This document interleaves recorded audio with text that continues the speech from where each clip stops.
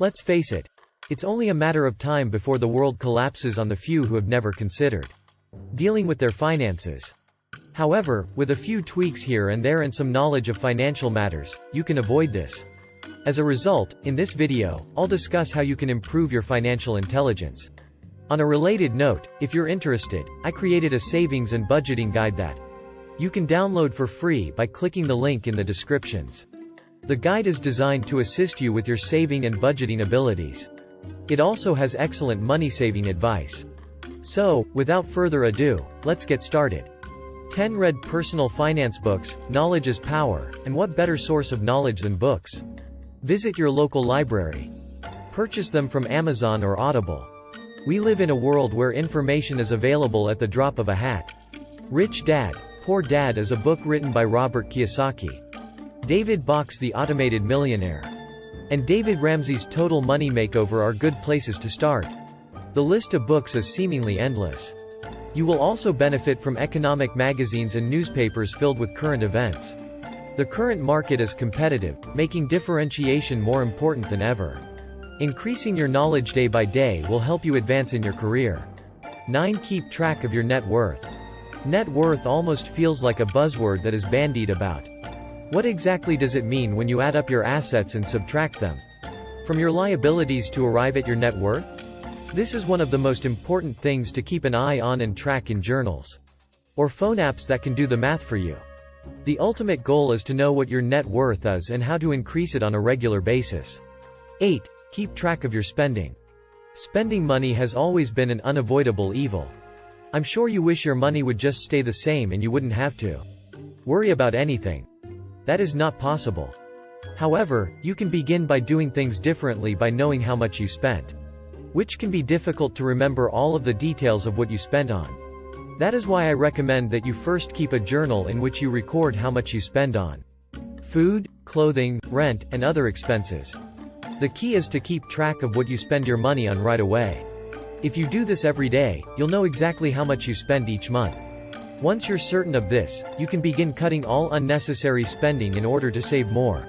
In fact, when you see what you spend on paper, you'll be able to tell what wasn't necessary at the time. And you'll most likely do better the next time. Money Manager Expense and Budget is a great free app for tracking your spending on your phone that I personally use. It's a great app that's free to use.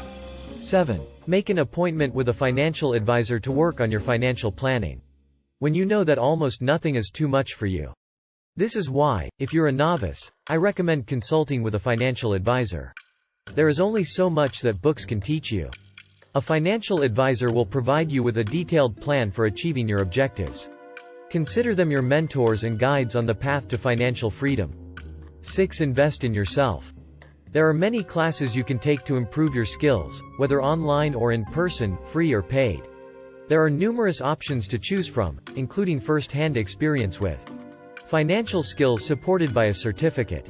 Can help boost both your confidence and your financial IQ. This is also an excellent way to improve your CV. You can brag all you want about how many financial books you've read, but nothing beats a physical certificate to prove your abilities. This will then help you land a higher-paying job, giving you more money to play with. Your network is your net worth. This is a chant. With how competitive today's world is, I'd advise you to adopt the harsh reality that knowing the right people will get you further than your degrees alone. Sign up for sites like Eventbrite to see what events are going on in your area. Then buy a ticket and go mingle. It's not just about how others can help you. It's also about how much you're capable of learning. I'm sure you've heard that you should learn from the mistakes of others. What better way to do that than to sit down and listen to them?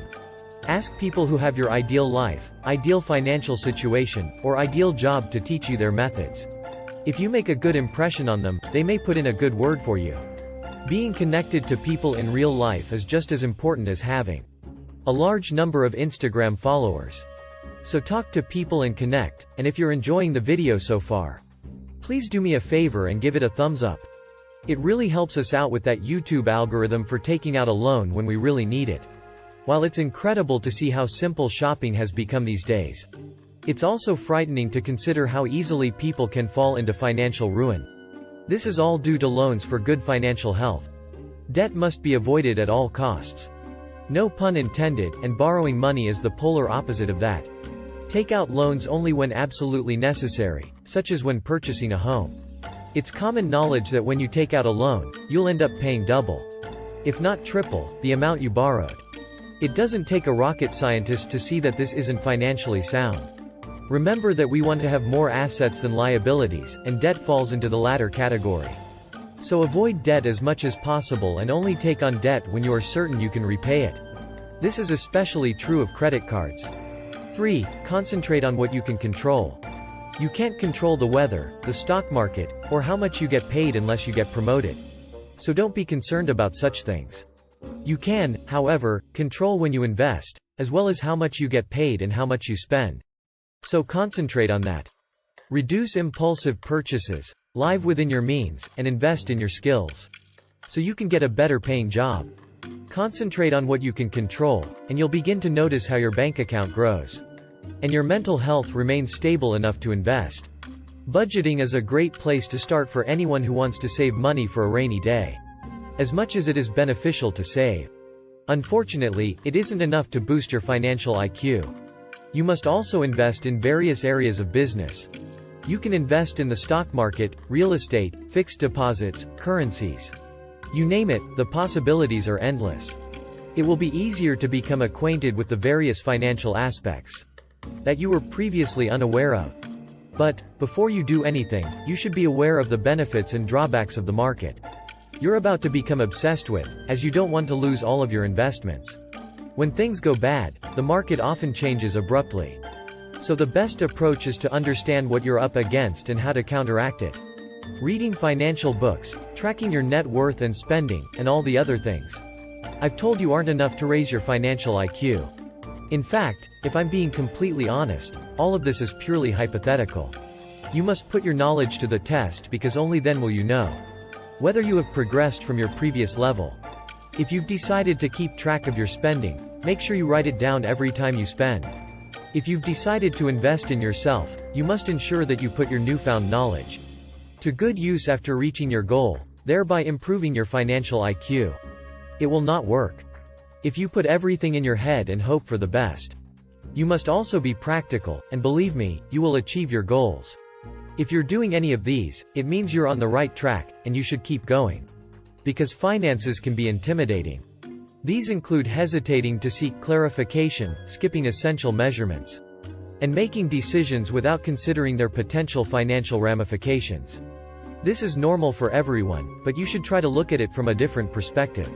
In reality, this can imply defining your job's financial priorities, taking an active interest in knowing the financial outcomes you produce, and using that information to adjust your financial strategy as needed. I'm sure you'll have a better understanding of how things work if you start taking everything involving your finances into account. That's all we've got today. I hope you had a good time watching the video. Don't forget to download your free budgeting and savings guide and subscribe if you're new here. Otherwise, have a great day and I'll see you in the next one.